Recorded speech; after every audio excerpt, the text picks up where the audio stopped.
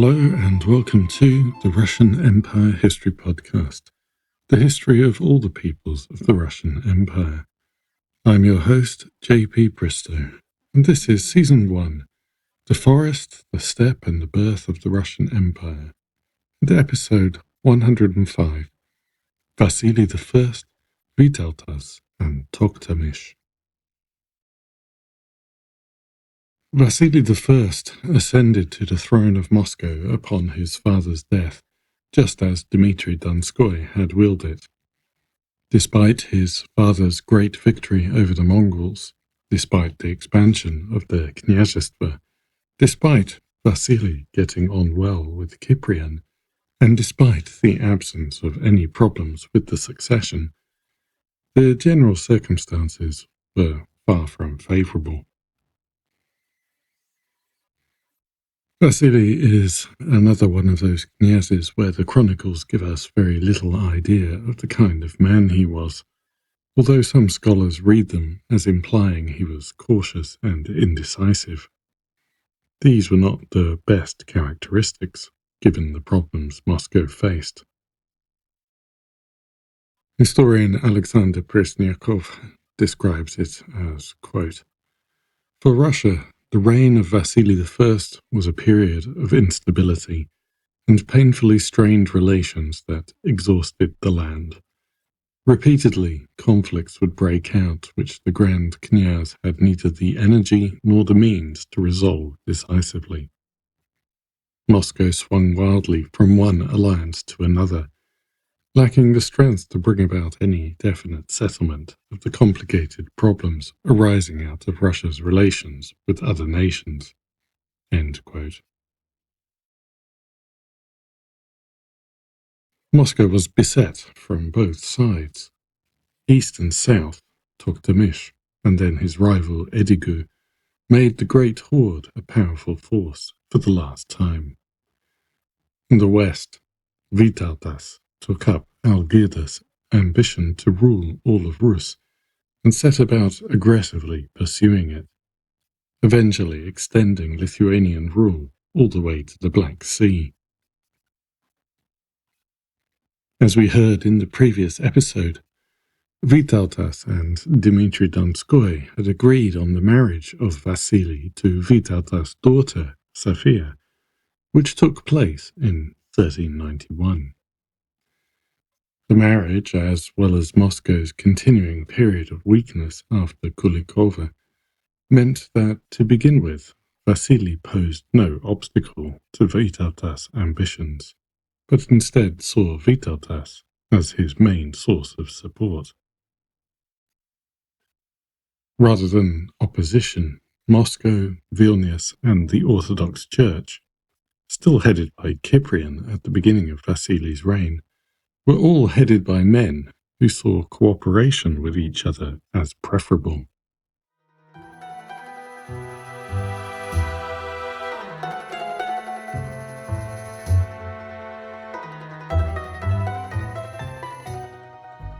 Within his own realm, Vytautas was far less amenable to cooperation. His protracted rise to power had shown once again that a loose confederation of knyazhestva and duchies governed by an extended family was a source of trouble and instability. Now that he was governor of Lithuania, he moved to centralize and curtail the power of the Gediminids, especially those descended from Algirdas rather than Keshtutis.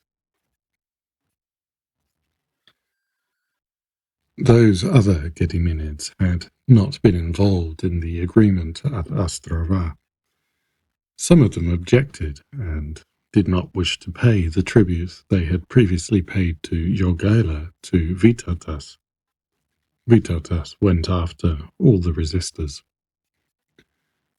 Fyodor Lubartovich, whose father had held Volhynia against the Polish invasion, was moved from Lutsk to Volodymyr, then to Siversk, then to Zhidachev, each one smaller and less important than the one before. Vytautas took direct control of Volhynia, and Fyodor ended up an exile in Hungary.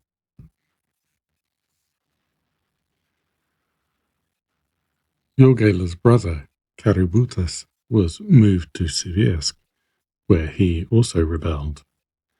Vytautas defeated him at the Battle of Dokudov, stripped him of his duchy, and imprisoned him. He eventually submitted and was released to rule Vinica without doing anything more of significance. Svidrigaila was captured and imprisoned in Poland, also ending up exiled in Hungary. The Knyaz of Podylia, Fyodor, was simply thrown out of his domain without compensation and joined the other exiles in Hungary. Volodymyr, who had ruled Kiev for 30 years and had not wanted to turn it over to Skiergela, appealed to Vasily for help. Vasily did not help, and Volodymyr was forcibly removed, given a tiny duchy, and died not long after.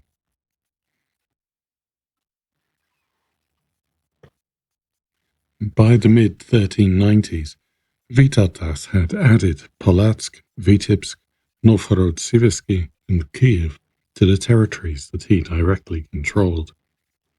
With the sole exception of Dmitry of Bryansk, the Gediminid princes had been moved to small and insignificant duchies, or had chosen exile. Of course, Vytautas was not capable of handling the day-to-day administration of all of his possessions. Instead of knyazes, he appointed Lithuanian governors from among his supporters.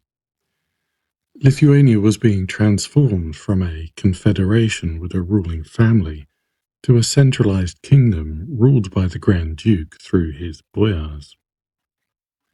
The appanage duchies were incorporated into the Grand Ducal holdings. This increased Vytautas' revenue and power. An Orthodox boyar was appointed to govern Kiev, but elsewhere he appointed Catholic Lithuanian boyars as his representatives, who now came to be called panni, from the Polish term for lords. The largely Orthodox Gediminid knyazes had been swept away and replaced with a new Catholic elite. Their loyalty was secured through patronage and land grants, laying the foundations for a transformation from a military service class to a land-based aristocracy, with the Grand Duke unchallenged at its head.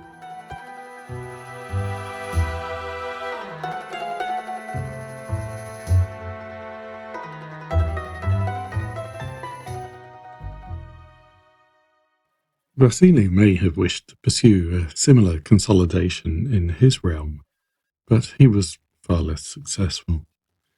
When he took a step forward in one place, he was forced to take a step back in another.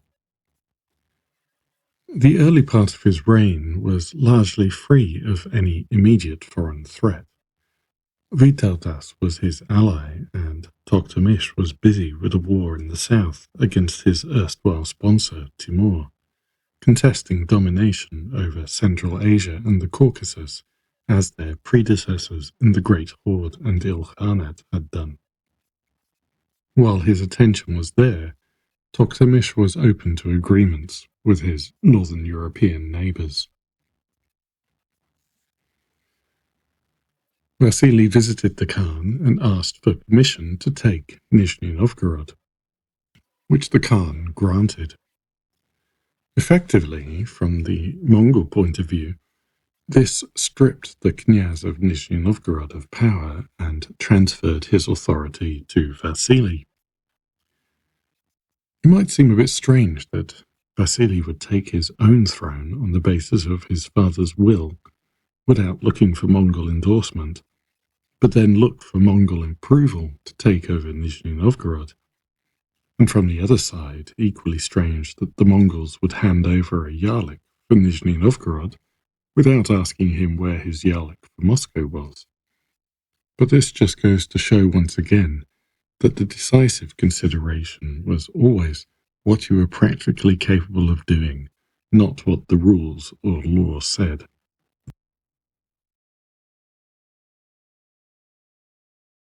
There was already a pro-Moscow contingent among the city boyars, and the local dynasty could not put up much resistance without Mongol support.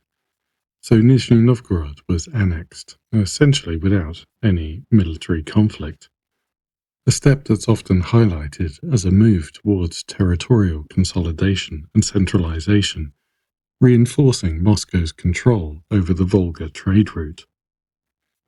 However, for now, some members of the old knyaz's family remained and would, from time to time, attempt to recover power.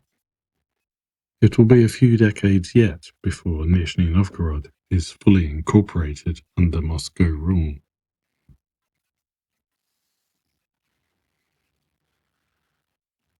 The next opportunity came with a resurgence of the long-running tussle over the independence of Novgorod. As usually happened whenever the city was free of a direct foreign threat, it tried to break free of its ties to Moscow. This time, Vasily and Vytautas moved jointly against the city, although it was more of a pressure campaign that did not include outright warfare. The towns of the Dvina Valley, which was territory belonging to Novgorod, rebelled against the city and invited Vasily to take over as their knyaz. Vasily, of course, agreed. He sent troops to defend them, attacked some of Novgorod's other towns, and issued a charter of the Dvina land to signify his rule.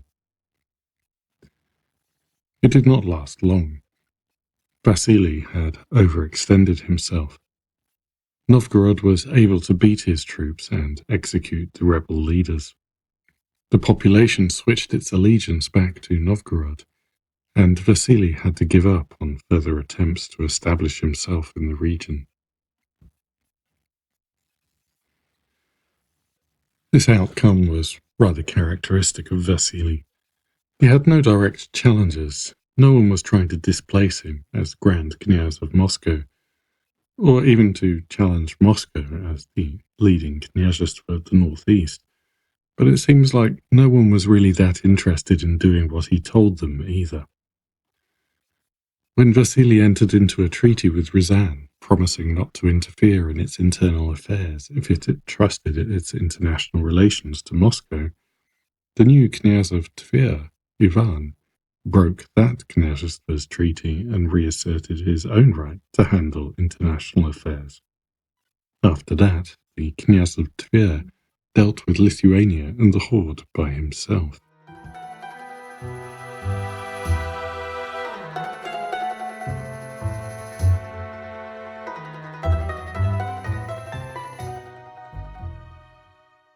In the Horde, Toqtamish had consolidated his position through military success and the traditional jotted keystone of controlling trade and distributing the profits.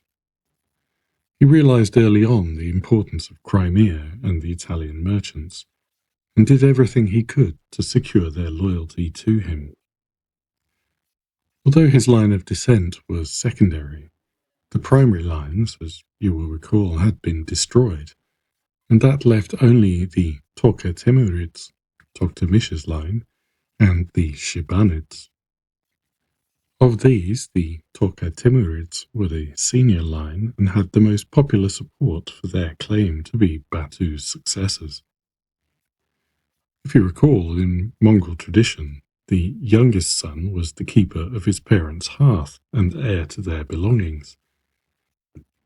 Toqtamir had been Jochi's youngest son, and Toqtamish liked to play this up to emphasize why he was the rightful Khan. The records we have of Toqtamish make it clear that he was a charismatic leader who knew how to persuade men to follow him. And he also had the perfect backstory. Urus, one of the many competing would-be Khans from the time of the anarchy, had murdered his family and stolen his birthright. Toqtamish had started from nothing, a wandering lone warrior who had slowly gathered his supporters and then won back his place. He was a sympathetic figure, even a hero, and his claim had moral right on his side. The vital practical backing from Timur in his early days did nothing to detract from this. His main advantage over the Shibanid candidates was that he was also a descendant of the Konirad, which not only gave him the weight of numbers, but also an ally who both sides were willing to accept as mediator. All these factors combined to make Toqtamish the first consensus ruler of the Horde since Birdibek. His name appeared on the Horde's coinage and was proclaimed in the Friday prayers in the Horde's mosques. Toqtamish's conflict with Timur was like a replay of the previous conflict between the Horde and the Ilkhanate. The trigger was Timur moving north into Khwarezm, ruled by a Kongirid dynasty, but the main issue was trade. Like the Ilkhanate, Timur's empire was an obvious rival for the Mamluks, and if Timur controlled Central Asia and the Caucasus, the slave trade they relied on for manpower and the Horde for wealth would also come under threat. When the war broke out, Timur did what was natural and looked for another candidate he could back as Toqtamish's rival in the Horde. He found his man on the eastern frontier of the Horde's territory, Edigu of the Manghit.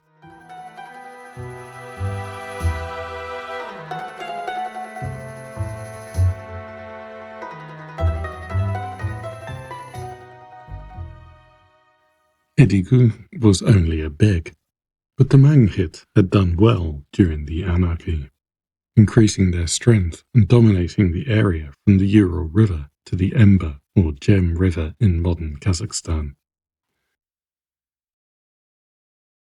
The chronicles describe him as commanding 200,000 riders, which is an obviously absurd exaggeration we should interpret as showing how strong he was seen to be by his contemporaries. When Toqtamish consolidated his power, he had made the Western Begs the foundation of his rule, along with the Shibanids in Khwarezm, and Edigu and the Manghit felt like they were being overlooked. So Timur found a willing collaborator. The war between Timur and Toqtamish was quite protracted and mostly outside the current territory of our narrative. It will be covered in more detail in the members episodes, which are looking at Timur now. Timur initially gave Toqtamish a serious defeat, after the Khan had been surprised by the Manghit not turning up to fight on his side, but he was resilient. This defeat had been good for Moscow, leading to its takeover of Nizhny Novgorod, and it was good for the Lithuanians, since, besides keeping the attention of the Mongols in the south, it also led Toqtamish to prioritize trade through the northern routes, especially through Lithuania. A treaty between Toqtamish and Vytautas ceded some of the Horde's southwestern territory to the Lithuanians. By 1394, Toqtamish had rebuilt his forces and reached an agreement with the Mamluks and Ottomans on joint action against Timur. All three of the allies moved troops into the Caucasus, but Timur caught up with Toqtamish's army alone on the Terek River in early spring 1395. Once again, Toqtamish was undone by a defection, this time a beg named Akto, who suddenly pulled thousands of men out of the battle. According to the Mamluks, this was due to a political dispute between them, but it was a recurring motif in Timur's campaigns that he would bribe a key player to abandon the field of battle without warning. Whatever the case was, the results were far worse for Toqtamish than his previous defeat. Timur smashed his whole army, and then carried on north on a punitive mission intended to render the Horde incapable of challenging him again. He sacked New Sarai, Hajitar Khan, Azak, and the Venetian colony at Tana with such severity that Italian observers thought the region would never recover. The Mamluk ambassador in Crimea hurriedly took ship for Egypt, while the Genoese sent gifts to Timur, guessing that a major geopolitical shift had occurred. Timur's army left Kaffa alone.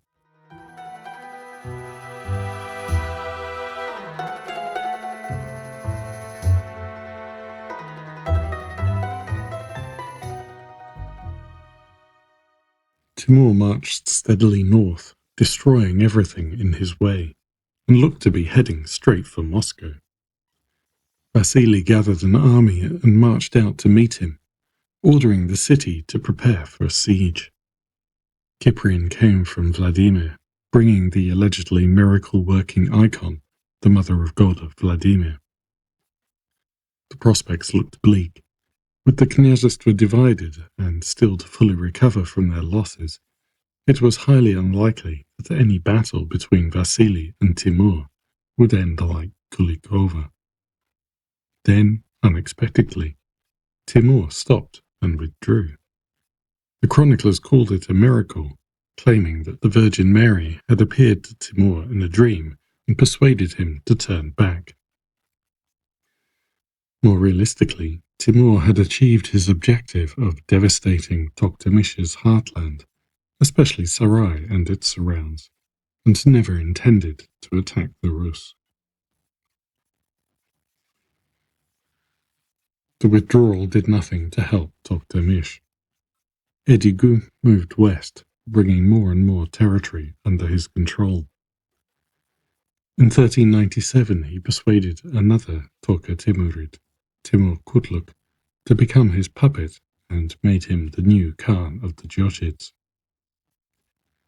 Edigu became Timur Kutluk's Beglerbeg and established a new base on the Dnieper, usually considered to be in the vicinity of Kremenchuk in modern Ukraine. Gradually he brought the western Begs to heel and took control of trade with the Genoans.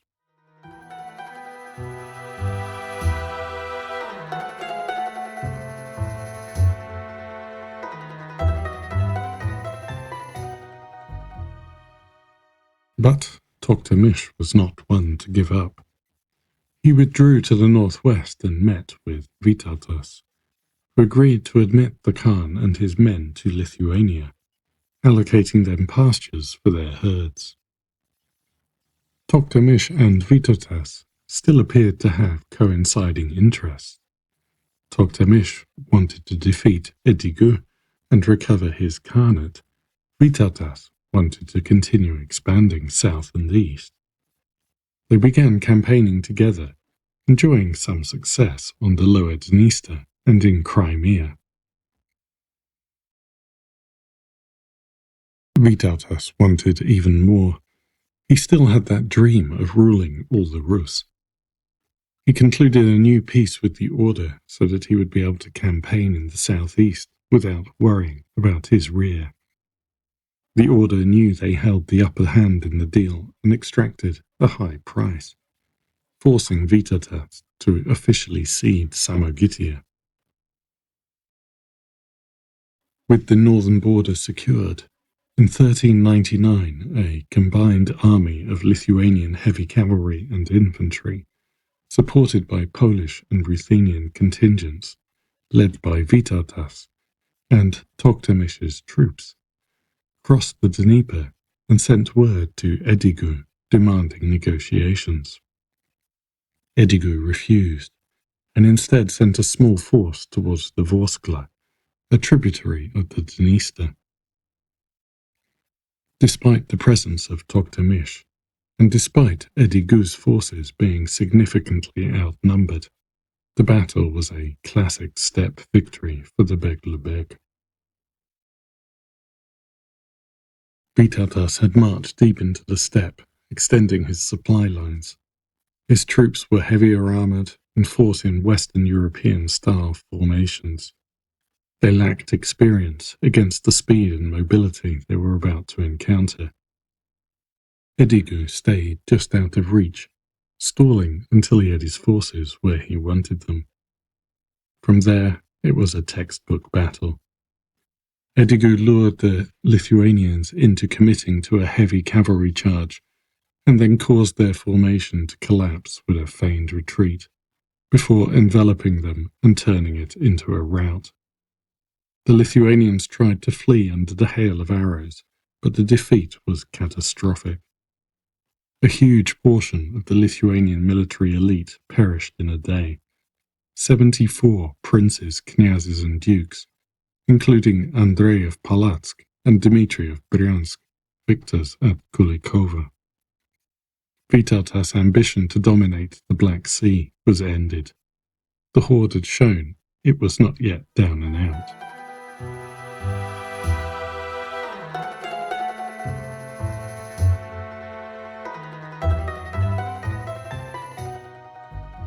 The Battle of Vorskla is much less well known than the Battle of Kulikovo, but it had a greater immediate impact.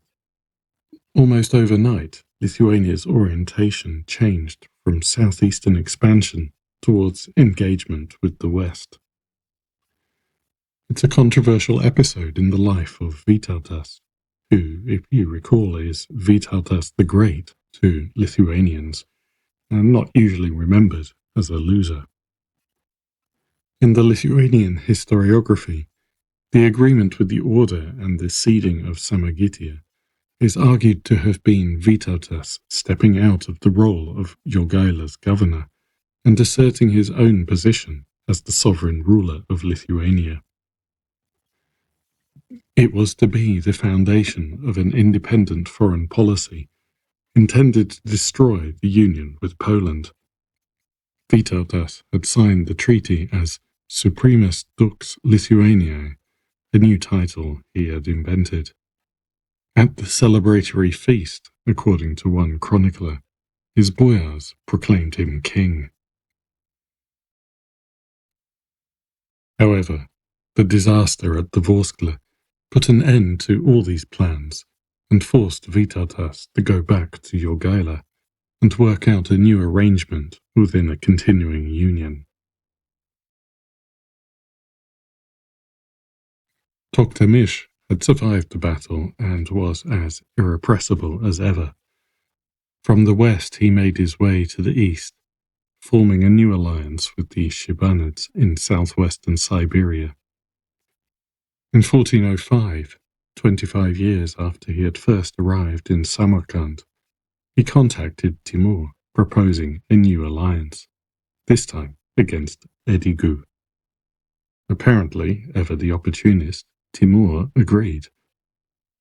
However, both men died before they could act. Thank you for listening, and until next time, goodbye.